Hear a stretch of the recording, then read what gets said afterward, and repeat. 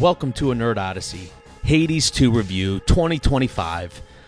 When the original Hades launched in 2020, I think it redefined what a roguelike could be, right? It had the sharp writing, it had the fluid combat, and the story unfolded organically run after run. So when Supergiant announced Hades 2, my expectations were high, and the good news is that this game, it lives up to the lineage, it carves out an identity that feels fresh, darker, and even more ambitious. Let's go. Now, I am excited for this.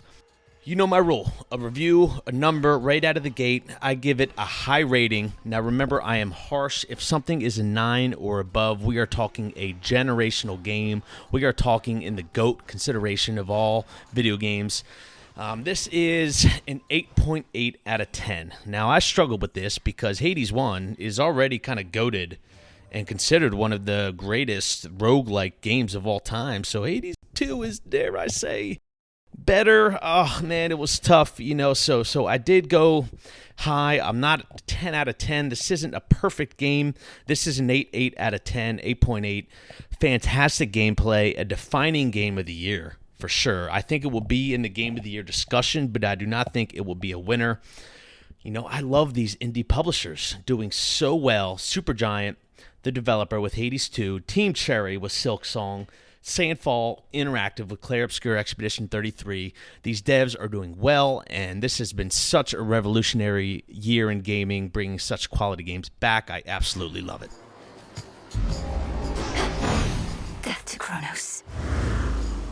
Let's talk about the game. You play as Melinoe, the sister of Zagreus from the first Hades and princess of the underworld. You step up to face Kronos, the Titan of Time. The switch to Mel feels good. I'll call her Mel from here on out, Melinoe. It feels good and natural because in the plot, Hades, Persephone, and Zagreus, who you're both the children of Hades, right? They have all been imprisoned by Kronos, who has now usurped the underworld, and it's up to you.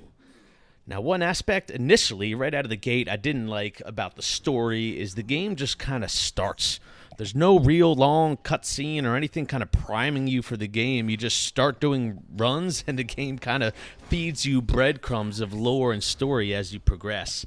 It did grow on me, but at first I didn't know what the hell I was doing. It's been a while. Hades 1 was 2020, so I didn't know what the heck I was doing. So it does take a little bit to get the feel. Stand tall and show no weakness. Now, you've escaped Kronos' clutches. Okay, Kronos has captured everyone, and you're rescued by Hecate, who was a great character and mentor, if you will, through the game. She brings you to the crossroads, the central hub, if you will, where you do a whole bunch without diving too much more into the lore that will bring us right kind of into some of the gameplay aspects. Let's go. Few tales are told of Hades, whose reign as grim lord of the dead came to a sudden end when all at once his past caught up with him. The crossroads is your home base. You can craft incantations, which help you on your runs. These are often spells. They unlock new merchants or resources. You can also select a weapon from your arsenal, which there is a whole bunch we'll get into there. You can also upgrade your arcana cards, which are passive buffs that could be health, casting speed, it could be your attack speed, damage, etc. And you unlock these by spending resources gathered from your runs. Now, this is an area I enjoyed. There is just enough farming to do, just enough resources to gather, and the game makes it easy. It doesn't hold your hand, but it enlightens you to the resources you need. The good news is that you're not spending days farming these resources, which God knows we've all spent too much time farming in games, but really the resource gathering was a nice relief and just complex enough of a way to get upgrades to your weapons or upgrades to your passive buffs. Now, all this was slowly introduced to you, almost one run at a time, so you could get the hang of what you were doing and why you were doing it.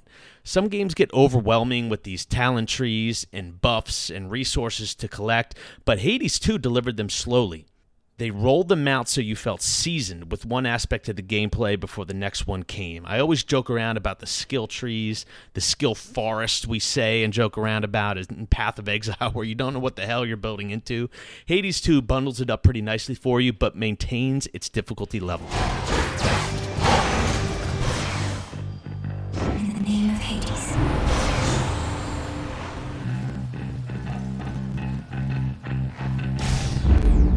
follows light. Let's talk about that sweet, sweet gameplay. Now, if you're not familiar with roguelikes, you die, you start over from the beginning. That is it. No checkpoints. You have to start from the beginning. However, you maintain your resources, your passive buffs you collect, and you're stronger for your next, in quote, run, as we call it. The progression takes a step forward from Hades 1. This roguelike, Hades 2, is beyond the old familiar loop of dying, upgrading, and retrying in Hades 1 and other roguelikes. Hades 2 adds layers of base building, resource management, and crafting. One of the differences in Hades 2 from Hades 1, the big difference I'll say is Mel has a choice you can make. You can go up the stairs to the surface and help fight the war happening there in the mortal realm.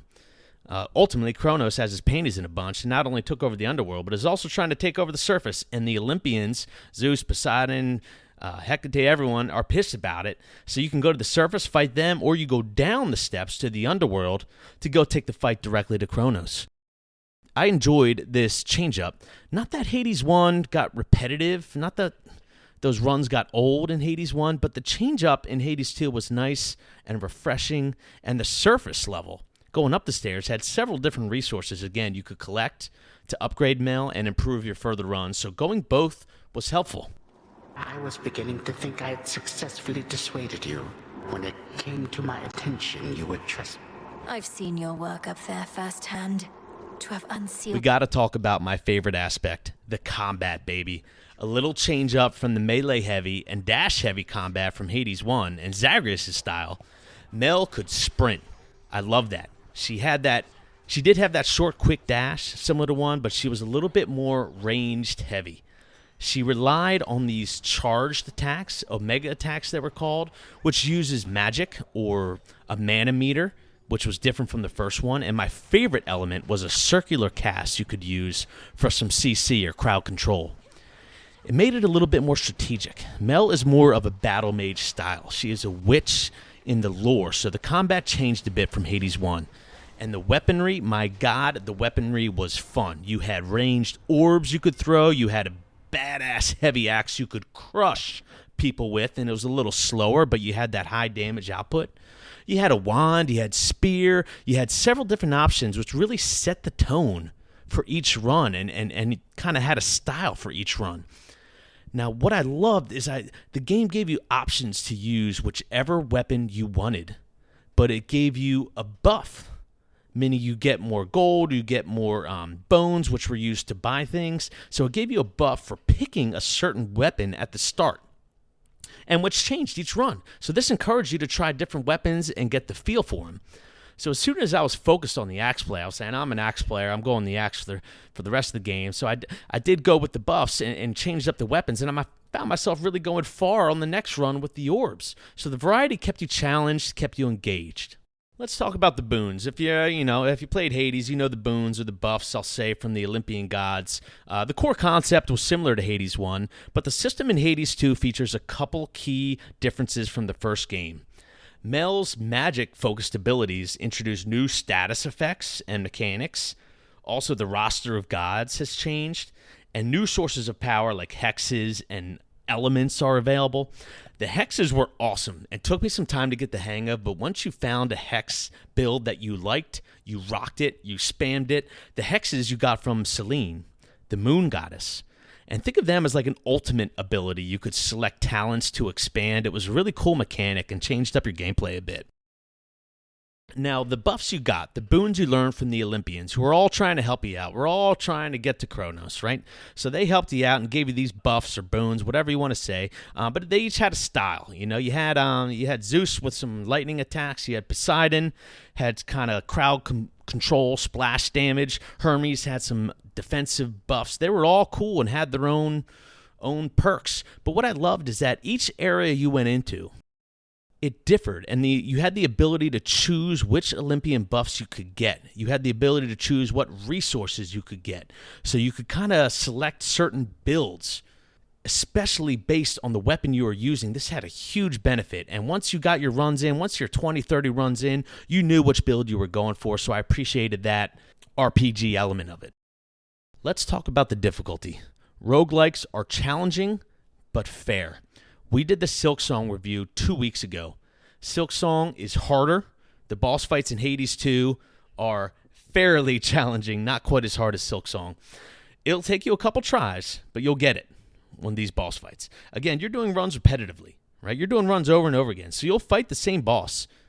Most of the time, you'll fight the same boss and get the resource from the boss several times. But ultimately, you'll pick the mechanics up quick, and by the third or fourth rally on the boss, you'll nail it. Overall, Hades 2 is sprawling, the runs feel longer, and with more mechanics to juggle, the learning can feel steeper than the first game, but once it clicks, and you're flowing, baby. Oh, look who. Oh, you keep trying to kill me, lady. Last area I want to tackle is the design. My God, let's go, Supergiant. The atmosphere of the game, this is what keeps me coming back. This is what keeps me coming back to video games. The environments in Hades 2 are gorgeous and eerie. The pastel, darker undertone of your runs and overall look of the scenery was addicting. It leaned heavier into, let's say, occult imagery, moonlit style runs, and some unsettling time-bent landscapes. Darren Korb, that's all I got to say. Look him up. Touche, my brother Darren. He did another great soundtrack. You got rock, you got folk, you got mythic tones.